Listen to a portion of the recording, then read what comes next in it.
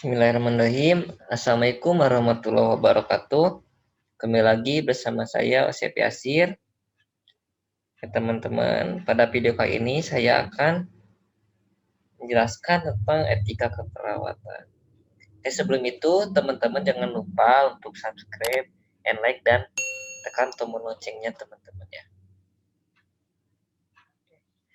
Nah, etika keperawatan di sini apa? Secara etimologis ya, etika itu berasal dari bahasa Yunani kuno, yaitu apa? Etikos ya, etikos. Nah, yang mana artinya apa? Suatu perkara yang timbul dari suatu kebiasaan. Jadi etikos itu apa? Etika itu berasal dari suatu kebiasaan. Nah, ketika etika tersebut dikaitkan ya dengan keperawatan, nah, di mana dalam hal ini keperawatan merupakan sebuah profesi. Nah, maka muncul yang namanya etika profesi atau profesional etik. Nah, secara umum, etika profesi ini adalah suatu sikap etis ya, yang harus dimiliki oleh seorang profesional sebagai bagian integral dari sikap hidup dalam mengemban tugas keprofesiannya dengan menerapkan norma-norma ya atau aturan etis umum pada bidang sesuai profesionalitasnya dalam kehidupan bermasyarakat. Oke. Nah, di sini teman-teman ada 8 prinsip etik keperawatan ya yang harus teman-teman ketahui sebagai seorang perawat.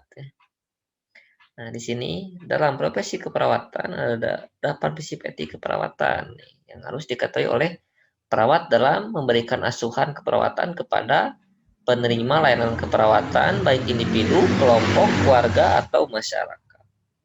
Oke. Etika keperawatan yang pertama yaitu otonomi ya teman-teman ya. Otonomi jadi ini hak-hak ya pasien ya. Yang menghargai hak. Fidelity ya, janji di sini janji. Confident kerahasiaan. Etika keperawatan yang selanjutnya justice keadilan.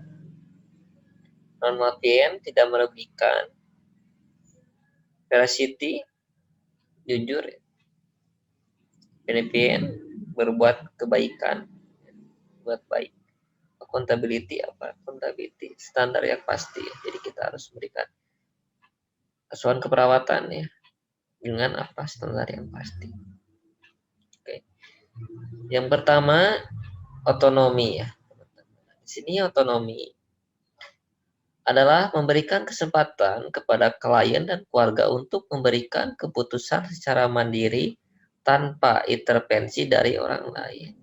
Jadi kita ya sebagai seorang perawat teman-teman ya. Jadi harus menghargai atau memberikan kesempatan kepada klien karena klien mempunyai hak dan memberikan keputusan secara mandiri tanpa kita intervensi gitu ya kepada klien itu sendiri. Nah, prinsip otonomi didasarkan pada keyakinan bahwa individu mampu berpikir secara logis dan mampu membuat keputusan sendiri. Nah, selanjutnya, Devien berbuat baik. Nah, di sini prinsip ini menuntut perawat untuk melakukan hal yang baik dengan begitu dapat mencegah kesalahan atau kejahatan. Nah, benefit ini berarti perawat melakukan sesuai dengan standar operasional ya, prosedur. Jadi kita ya dalam memberikan suatu pelayanan atau memberikan suatu asuhan itu dituntut untuk melakukan hal yang baik ya untuk mencegah kesalahan atau kejahatan. Nah itu suatu hal yang harus diterapkan oleh seorang perawat ya teman-teman. Nah di sini prinsip ini menuntut perawat untuk melakukan hal yang baik sesuai dengan ilmu dan kiat keperawatan dalam melakukan pelayanan keperawatan. Selanjutnya non-mafien atau tidak merugikan. Di sini non-mafien adalah melakukan tindakan yang tidak merugikan. Jadi kita dalam melakukan suatu tindakan dari perencanaan. Nah, tindakan itu sendiri kita tidak boleh merugikan klien ya, teman-teman. Nah, di sini prinsip ini berarti tidak menimbulkan bahaya atau cedera fisik dan psikologis pada klien. Prinsip ini pun dapat dimaknai sebagai sebuah tindakan yang tidak didasari oleh standar operasional prosedur. Selanjutnya, fidelity, menepati janji. Nah, fidelity adalah kesetiaan dalam menjalin hubungan antara pasien dan tenaga kesehatan. Jadi apa? Kita harus menjalin hubungan antara pasien maupun teman sejawat ya, teman pada saat di pelayanan. Jadi apa? Kita harus menepati janji ya, kita harus jaga trust-nya itu ya, kesetiaannya kita harus jaga di sana. Nah, tanggung jawab besar seorang perawat adalah meningkatkan kesehatan, ya, mencegah penyakit, memulihkan kesehatan, dan meminimalkan penderitaan. Nah, untuk mencapai itu, perawat harus memiliki komitmen, menepati janji dan menghargai komitmennya kepada orang lain. Oke. Selanjutnya, veracity, ya, jujur. Nah, di sini veracity memberikan asuhan keperawatan secara tulus, kejujuran dalam informasi, kebenaran sesuai tidak direkayasa ya, apa adanya dan kebenarannya itu. Nah, jadi kita sebagai seorang perawat ya, sebagai seorang perawat atau tenaga kesehatan harus memberikan informasi ya kepada klien itu dengan sebenar-benarnya ya, informasi yang sebenar-benarnya. Jangan kita merekayasa informasi tersebut. Nah, itu tidak diperbolehkan ya. Itu tidak diperbolehkan oleh seorang perawat ya. Oke. Nah, nilai ini bukan cuma dimiliki oleh perawat, namun harus dimiliki oleh seluruh pemberi layanan kesehatan untuk menyampaikan kebenaran pada setiap klien, untuk meyakinkan agar klien mengerti. Nah, informasi yang diberikan harus akurat, komprehensif, dan objektif. Selanjutnya, justice ya, keadilan. Nah, di sini justice adalah memberikan pelayanan tanpa membeda-bedakan status sosial, agama, suku, ekonomi, pekerjaan, dan jabatan. Jadi, seorang perawat itu jangan membeda-bedakan ya, membedakan status sosialnya ya. Jadi harus sama ya, harus adil gitu ya. Harus adil gitu ya. Jangan sampai kita membedakan status sosial, membedakan agamanya ya, suku atau ekonominya, pekerjaan atau jabatan. Jadi kita harus memperlakukan klien itu harus sama gitu ya, jangan dibeda-bedakan. Nah, nilai ini direfleksikan ketika perawat bekerja sesuai ilmu dan kiat keperawatan dengan memperhatikan keadilan sesuai standar praktik dan hukum yang berlaku. Nah, confident ya, kerahasiaan ya. Nah, confident adalah menjaga suhu kerahasiaan pasien dan keluarganya kecuali diminta di pengadilan. Jadi, teman-teman, setelah beberapa tadi etik yang saya bahas ya. Nah, confident juga ya atau kerahasiaan. Nah, jadi kita sebagai seorang perawat itu harus menjaga suhu informasi ya atau kerahasiaan pasien, atau kita harus menjaga privasi pasien, teman-teman. Jangan sampai privasi atau kerahasiaan pasien itu informasinya itu tidak kita jaga gitu ya. Nah, di sini kerahasiaan adalah informasi tentang klien harus dijaga, privasi klien. Jadi kita harus benar-benar menjaga informasi tentang klien ya. Nah, dokumentasi tentang keadaan kesehatan klien ya hanya bisa dibaca guna keperluan pengobatan dan peningkatan kesehatan klien. Nah, apabila nih diskusi tentang klien di luar area pelayanan harus dihindari, teman-teman ya. Kita harus menjaga privasi klien itu sendiri. Nah, ini yang terakhir nih, accountability ya, akuntabilitas. Nah, akuntabilitas adalah standar yang pasti bahwa tindakan seorang profesional dapat dinilai dalam kondisi tanpa terkecuali.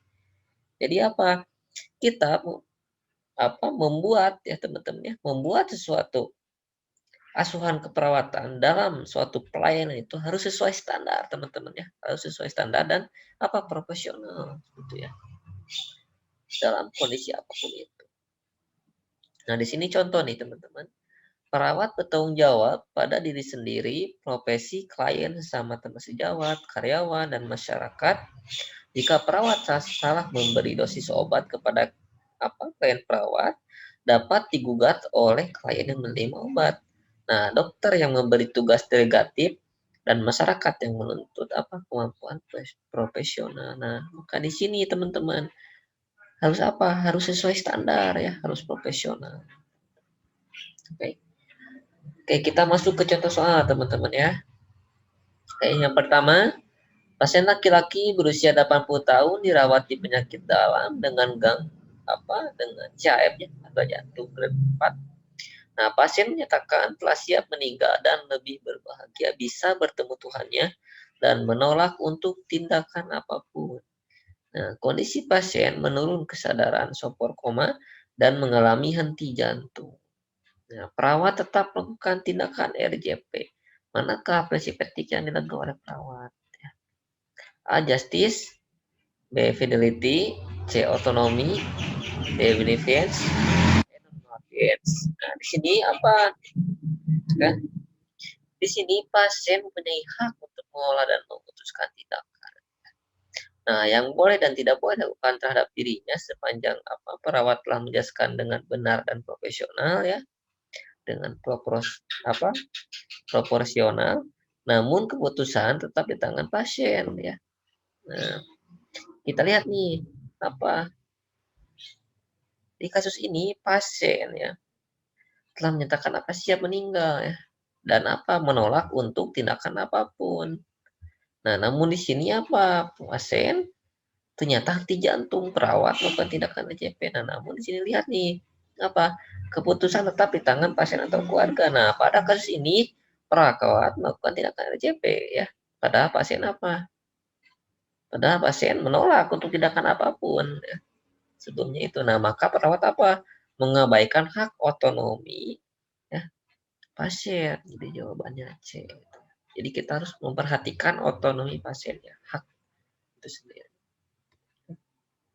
Selanjutnya, seorang laki-laki berusia 58 tahun sedang di ruang hemodialisa ya, menjalani terapi hemodialisa yang ke-12.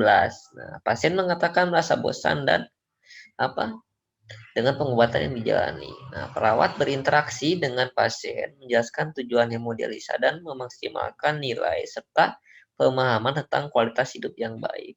Nah, apa prinsip etik yang tepat untuk kasus tersebut? A. Normal fiance. B. Beneficence. C. Autonomy. D. Veracity. E. Justice.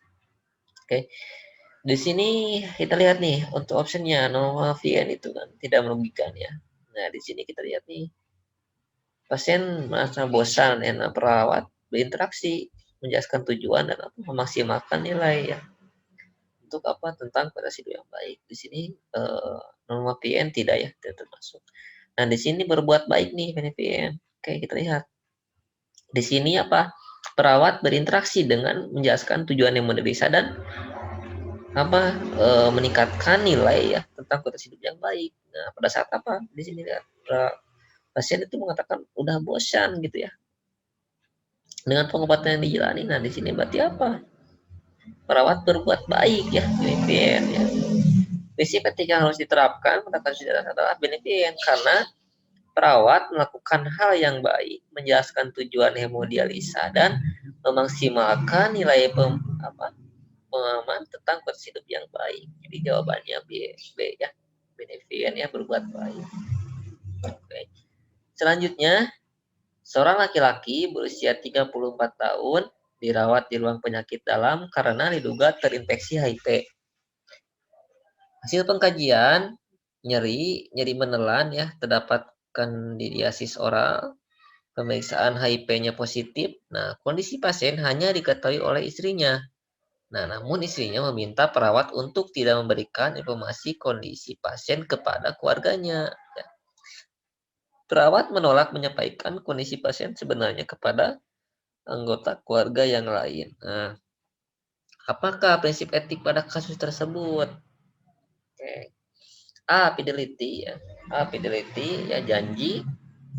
B. Veracity jujuran. C. Autonomi menghargai hak. Benevolent berbuat baik.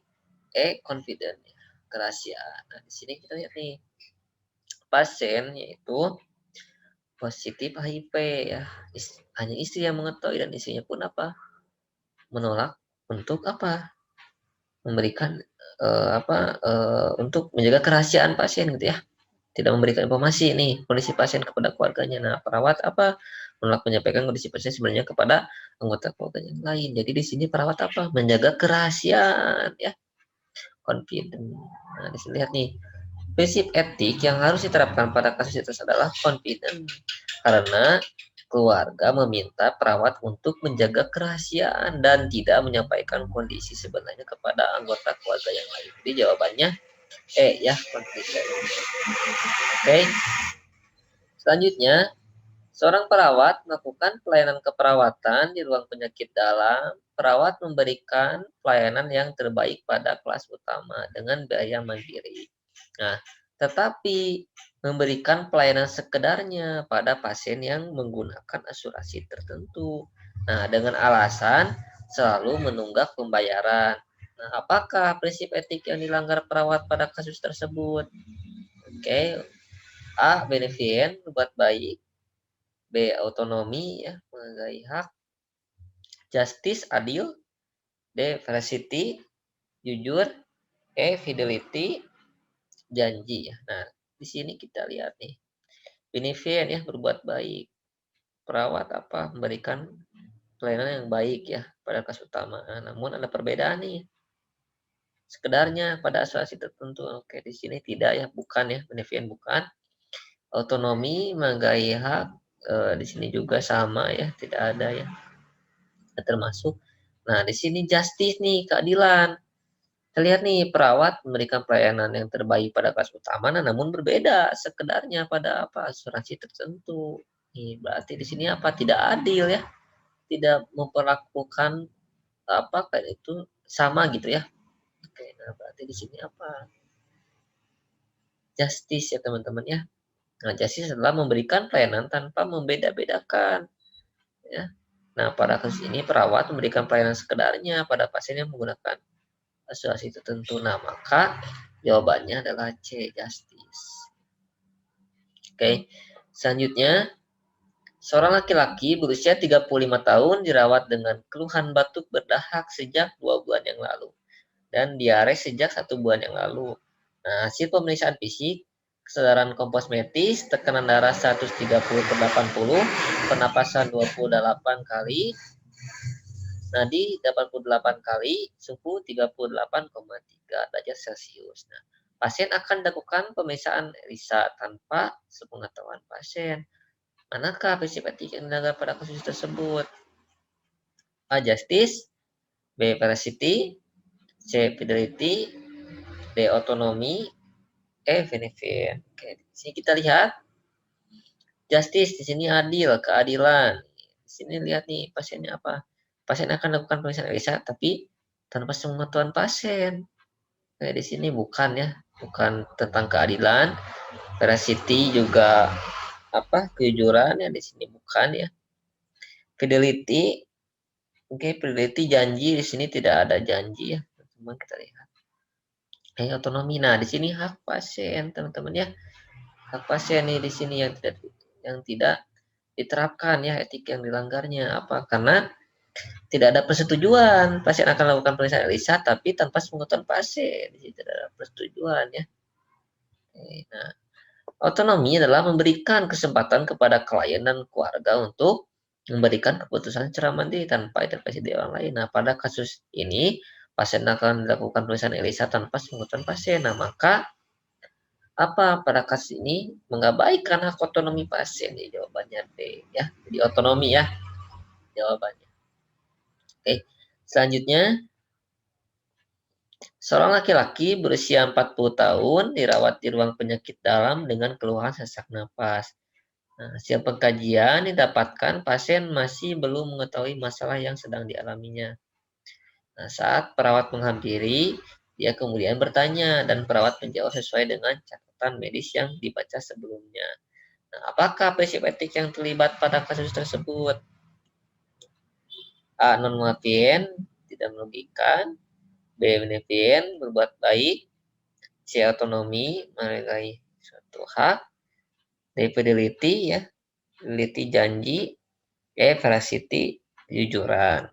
Nah, di sini kita lihat nih, ya. Di sini pasien tidak mengetahui, ya, belum mengetahui masalah, ya, masalah yang dialaminya itu apa, ya. Nah, namun apa perawat menjawab sesuai apa catatan perawat sesuai catatan nih apa memberikan suatu informasinya. Nah, itu apa jawabannya? Veracity, ya, jujuran. Jadi perawat jujur memberikan suatu informasinya, ya, dengan apa kebenaran gitu, ya, tidak direkayasa di sini karena apa perawat menjawab sesuai dengan catatan medis yang dibaca sebelumnya, ya. Jadi di sini Veracity memberikan asuhan keperawatan secara tulus, kejujuran dalam informasi, kebenaran sesuai apa adanya, tidak direkayasa. Nah, pada kasus ini perawat menjawab sesuai dengan catatan medis yang dibaca sebelumnya. Jadi jawabannya apa? Veracity. Oke. Selanjutnya, anak perempuan usia 10 tahun dirawat di ruang perawatan dengan diagnosis HIV. Hasil pengkajian, anak sering bertanya kepada perawat, mengapa harus selalu minum obat, dan anak ingin mengetahui penyakitnya. Nah, namun apa?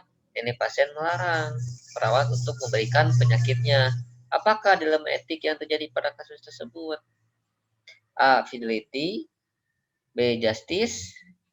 C. Beneficence. D. Confidentiality. Ya. E. Non-malveillance. Nah, di sini, ya, yang diterapkan apa? Ya, prinsip confident, ya. Jadi apa prinsip confident adalah prinsip yang menjaga informasi tentang klien kecuali dengan persetujuan keluarga apa serta menggunakan informed consent, ya. Jadi di sini apa, ya, intinya itu melarang, ya, untuk memberitahukan, ya, penyakitnya, ya. Jadi apa gitu. Di sini apa menjaga suatu kerahasiaan, ya. Jadi jawabannya D, confident. Selanjutnya, seorang perawat mendatangi pasien yang sejak kemarin dirawat di ruangan di mana dia bekerja. Perawat tersebut mengatakan, Bapak, sesuai dengan janji saya kemarin, ya, hari ini kita akan melaksanakan pemeriksaan gula darah. Nah, semoga hasilnya baik ya, Pak. Pasiennya menjawab dengan anggukan kepala. Nah, apakah prinsip etik yang terlibat pada kasus tersebut? A. Non-malfeasance. B. Beneficence. C. Autonomy. D. Fidelity. E. Veracity. Oke. Oke, nah, di sini teman-teman kita lihat nih. Apa di sini apa Bapak sesuai dengan janji saya, ya. Nah, kemarin hari ini kita akan melaksanakan pemeriksaan gula darah, ya. Nah, berarti di sini apa? Perawat, ya, menerapkan etika keperawatan apa? Fidelity, ya, janji, ya, janji. Jadi di sini jawabannya D, ya, fidelity. Oke. Nah, fidelity adalah kesetiaan dalam menjalin hubungan antara pasien dan tenaga kesehatan. Nah, pada kasus ini perawat, ya, menjalani atau melaksanakan sesuai dengan janjinya. Jadi jawabannya D, ya, fidelity. Oke. Selanjutnya, seorang laki-laki berusia 17 tahun dibawa ke UGD RSJ karena mengamuk di rumah. Hasil pengkajian, tatapan mata pasien tajam, tangan mengepas sambil memukul tempat tidur, ya. Nah, perawat akan melakukan pengikatan pada pasien. Nah, apakah prinsip etik yang dilakukan pada kasus tersebut? A. Non-malfeasance. B. Beneficence. C. Autonomy, D. Veracity, E. Justice. Oke, di sini kita lihat pasien di sini mengamuk ya, marah-marah. Nah, namun perawat melakukan pengikatan di sini ya. Berarti apa? Di sini yang diterapkan etika keperawatannya non malafien ya, tidak merugikan gitu ya, tidak merugikan. Oke. Pada kasus ya pasien melakukan tindakan yang akan merugikan dirinya sendiri ya, orang lain dan lingkungan. Nah, sehingga harus dilakukan tindakan pengikatan sesuai dengan prosedur. Nah, sehingga jawaban yang paling tepat pada kasus di atas adalah non malafien ya. Jadi jawabannya A. Oke, selanjutnya seorang perawat sedang mempersiapkan penyuluhan tentang bahaya HIV/AIDS. Nah, saat diskusi dengan tim ditemukan gambar atau foto seorang penderita yang terlihat jelas wajahnya. Kemudian, salah satu anggota tim mengusulkan agar foto tersebut disamarkan. Nah, apakah prinsip etik yang diterapkan pada kasus tersebut? A. Veracity, B. Autonomy, C. Beneficence, D. Confident, E. Non-malafien. Nah, di sini apa? Di sini ya, pada kasus ini kemudian salah satu anggota tim mengusulkan agar foto tersebut disamarkan. Jadi ada satu tim yang salah satu anggota dari timnya itu untuk mengusulkan foto penderita atau foto pasien tersebut disamarkan di sini ya. Samarkan di sini. Nah, berarti apa? Di sini yang diterapkan. Nah, confident ya, menjaga kerahasiaan. Nah, merupakan prinsip etik yang harus dilakukan perawat untuk menjaga privasi klien. Jadi di sini menjaga privasi klien ya. Fotonya disamarkan itu. Nah, pilihan jawaban yang tidak terkait dengan menjaga privasi ya. Yang lainnya A, B, C, D itu tidak termasuk ya, tidak termasuk untuk menjaga privasi. Nah, yang termasuk itu adalah D ya, confident. Jadi jawabannya confident ya, D. Oke. Selanjutnya seorang perawat laksana di ruang rawat inap sedang melakukan tindakan perawatan ulkus diabetikum pada seorang pasien perempuan 40 tahun. Nah, hasil pengkajian luka pasien tampak bernanah dan berbau menyengat. Nah, perawat yang sedang bertugas tampak membersihkan luka seadanya saja dan tidak sesuai dengan SOP perawatan luka. Apakah prinsip etik yang dilanggar oleh perawat tersebut? A. Accountability, B. Non-malfeasance, C. Fidelity, D. Confident, E. Veracity. Nah, di sini kita lihat nih, perawat yang sedang bertugas membersihkan luka itu seadanya saja membersihkan lukanya, tidak sesuai dengan SOP. Nah, di sini etik yang dilanggar? Accountability ya, karena tidak sesuai dengan prosedur ya, tidak profesional gitu ya.